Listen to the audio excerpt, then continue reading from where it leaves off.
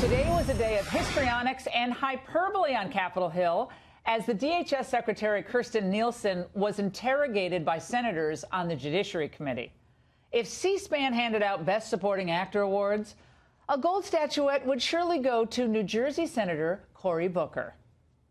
Why am I, frankly, seething with anger? The commander-in-chief, in an Oval Office meeting, referring to people from African countries and Haitians with the most vile and vulgar language. The language festers. Your silence and your amnesia is complicity. The fact pattern is clear of the threats in this country. I hurt. When Dick Durbin called me, I had tears of rage when I heard about his experience in that meeting. And for you not to feel that hurt and that pain and to dismiss some of the questions of my colleagues, that's unacceptable to me. Tears of rage? That's actually bad acting. Give me a break. Now, did Senator Booker cry tears of rage when this story broke in his home state of New Jersey just a few months ago, where an illegal alien named Edgar Mendoza broke into a Trenton home and raped a 6-year-old little girl? Now, we looked and we couldn't find a single comment by Senator Booker about this heinous crime of unspeakable cruelty. Does he not feel the hurt of the child's mother and father? A crime that should have never happened because that man should have never been in this country, Senator. His silence is unacceptable and complicit, at least to me.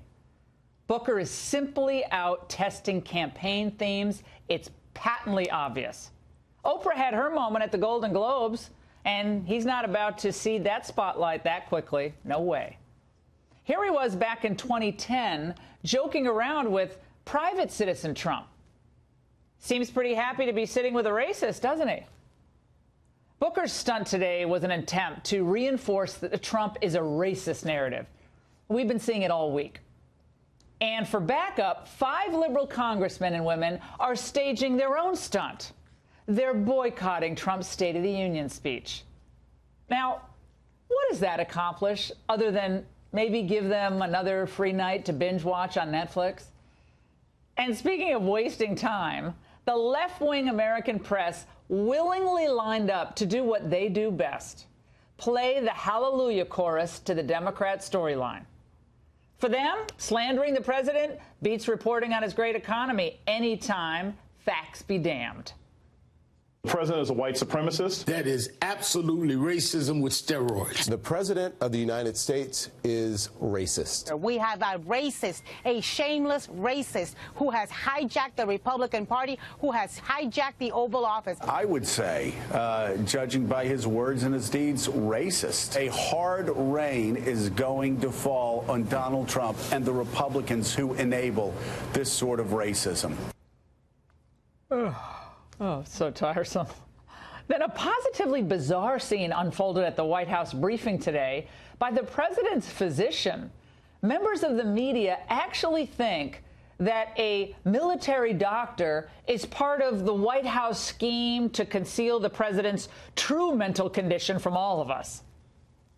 There isn't anything that's a part of the president's health records or his overall physical fitness or any medications that he's taking that you're not permitted to tell us. Is there anything you're keeping from us for privacy reasons?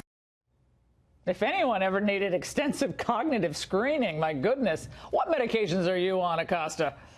Now, there were endless questions about Trump's diet, his workout routine or lack thereof. Wouldn't you like to see that routine? His weight. And one reporter asked the doctor for his waist measurements. You first, sweetheart.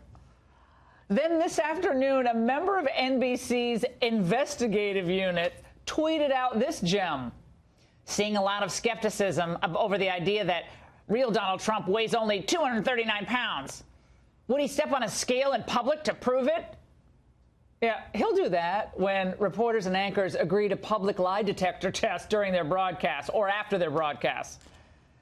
As Trump's team is renegotiating NAFTA, freeing up our energy sector, smashing ISIS, cracking down on MS-13, all the rest, the Democrats and a gaggle of globalist never-Trumpers, and of course everybody in the media, are making complete and total buffoons of themselves. It's actually embarrassing. No self-respect.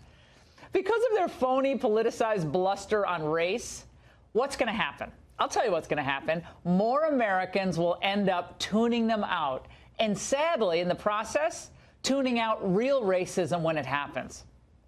And if Democrats really decide to put amnesty for illegal immigrants ahead of funding the government for American citizens, they'll have blown yet another opportunity to be a party of solutions instead of stunts.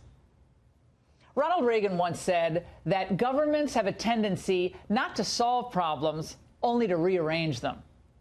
Well, eager to change that sad reality, the Trump administration is actually working to expand economic opportunity for all Americans and also solve complicated problems along the way. I ask you this. What other president has stood up to China and its theft of American intellectual property and its myriad of unscrupulous trade practices? Name one. And what other president has begun to bring capital and manufacturing back to the United States? They all said it was impossible, right? Trump didn't believe them. And what other president has insisted on immigration changes that will benefit working-class Americans instead of just benefiting the wealthy, all of those rich people who want their cheap labor? He is doing this and enduring constant, nonstop, unfair, nasty criticism. And he's doing it for one simple reason: to improve the standard of living for the American people, people of all races and at every economic level. And while it is true that President Trump can sometimes step on his own good news, sometimes, of course, saying nothing is the best thing, and maybe you should abide by that once in a while, he's actually trying to do what so many politicians have promised but could not deliver: a better, stronger, and yes, a more united America. My friends, I will take solutions over stunts any day of the week. And that's the angle.